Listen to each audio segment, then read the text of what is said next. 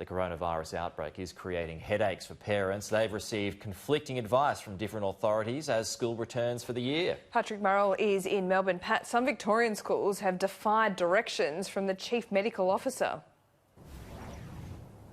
Yeah, that's right, Laura. There's a lot of conflicting advice from different levels, and this is causing confusion for parents just as school is returning. We know that on the federal level, the advice for students is to only stay home if they're exhibiting those flu-like symptoms that coronavirus has, or if they've been in contact with someone who has been infected. In WA and New South Wales, however, the state governments have taken that a step further, and they've barred students from returning to school if they've travelled to China, be that Wuhan or Hong Kong, during this outbreak. New South Wales Education Minister Sarah Mitchell says she's not concerned about students missing out on school and that this is the right thing to do.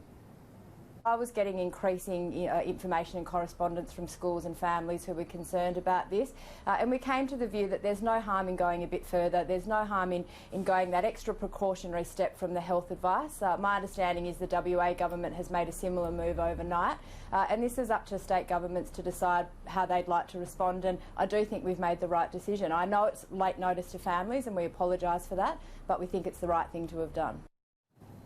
Now, here in Victoria, the advice from the Chief Health Officer, Dr. Brett Sutton, is that students should only stay home if they're sick or if they've been in contact with someone who has. We know that at least 15 schools, though, across Melbourne have ignored that advice and are banning students from entering if they have recently travelled to China. Education Minister James Merlino has slammed schools for not following the instructions from the Chief Health Officer, who says that there's no evidence to suggest that isolating people who aren't yet showing symptoms is constructive. Meanwhile, Federal Education Minister Dan Tehan says schools who disregard instructions will ultimately have to answer to both parents and state governments. And while the chief health officers and state governments can give this advice to schools, they don't have any power to compel them to follow.